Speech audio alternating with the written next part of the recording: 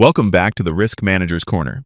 In this episode, we're taking a deep dive into one of the most complex, misunderstood, and increasingly critical areas in risk management: operational risk. If you work in banking, insurance, asset management, fintech, or really any part of the financial system, operational risk is part of your daily reality, whether you realize it or not. And in a world where a single failure can bring down an entire business, understanding operational risk isn't optional. It's essential. So today, we're going to unpack exactly what operational risk is, where it comes from, how to manage it, and the frameworks top firms use to stay ahead of it. Let's get into it. Let's start with a clear definition. Operational risk is defined by the Basel Committee as the risk of loss resulting from inadequate or failed internal processes, people, systems, or from external events.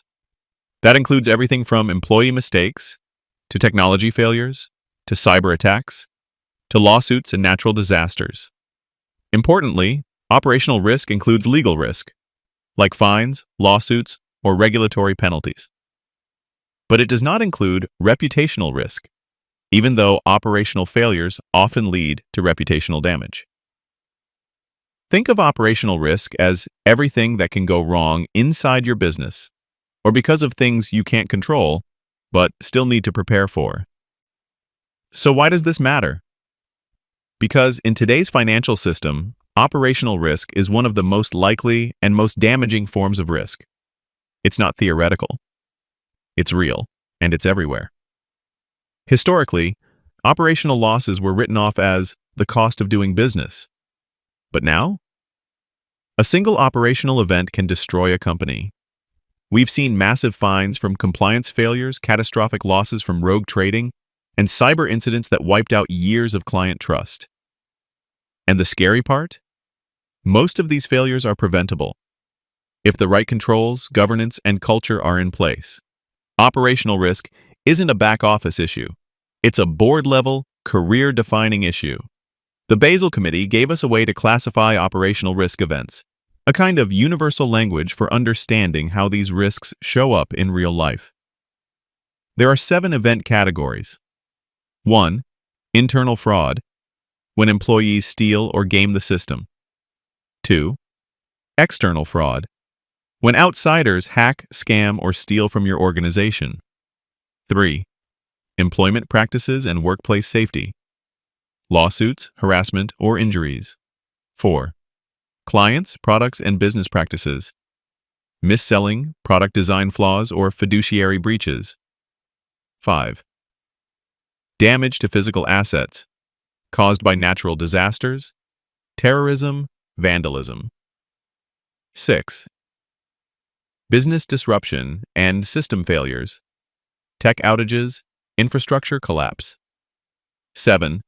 Execution, delivery, and process management, data entry errors, reconciliations gone wrong, process gaps. Why do these matter? Because they help firms map, categorize, benchmark, and report operational risk consistently, internally and across the industry. To manage operational risk, you need to understand where it comes from. Most risks fall into 4 key categories. 1. People. Human error, misconduct, fraud, lack of training. 2. Processes, broken workflows, missing checks, unclear responsibilities. 3.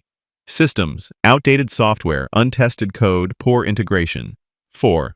External events, cyber attacks, political instability, natural disasters. Each of these has ripple effects. For example, a poorly trained employee might misprice a financial product, which then triggers a regulatory breach and reputational fallout.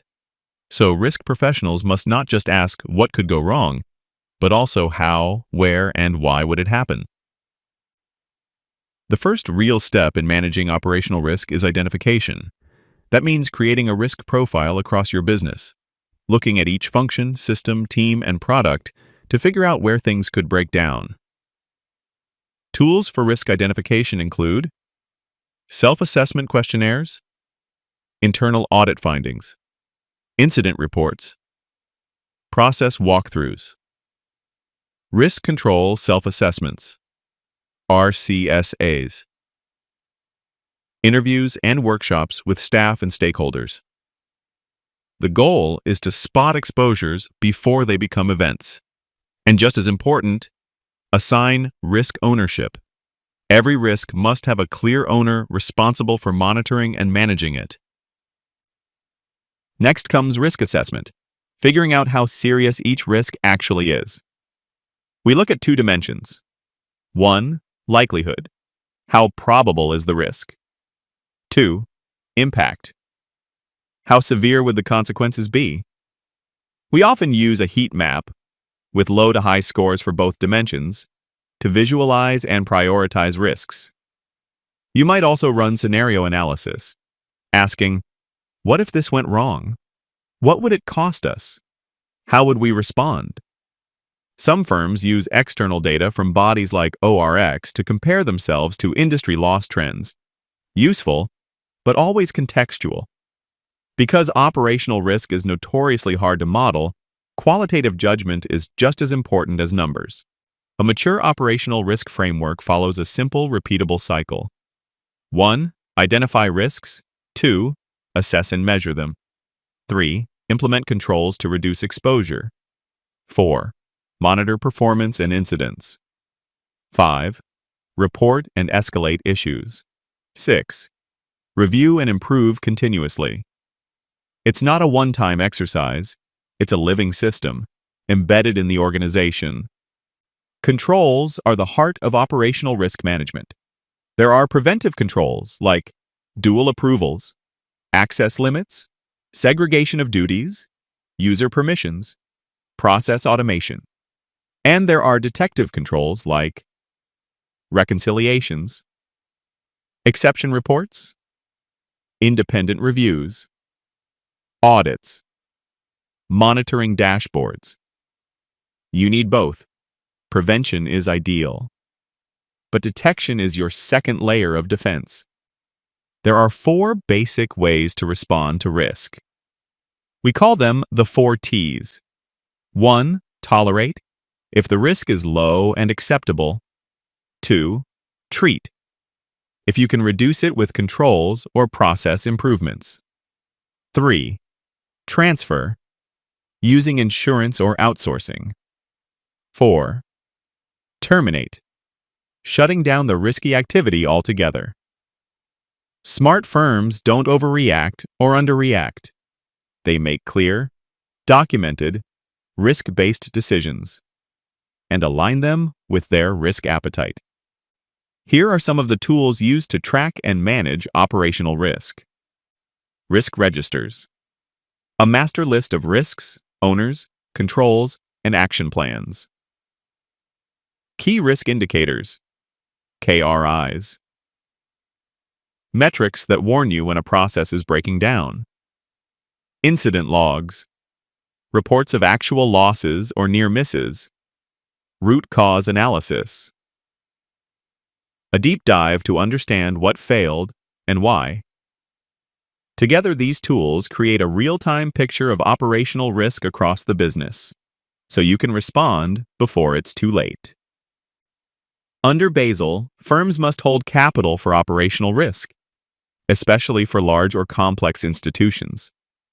The idea is to differentiate between expected losses, minor recurring incidents that are budgeted, unexpected losses, rare, severe events that could cripple the business capital is held for the latter. So you have a buffer when things really go wrong. This is where your operational risk framework links directly to your firm's financial health and regulatory compliance. Final thoughts. Operational risk is everywhere.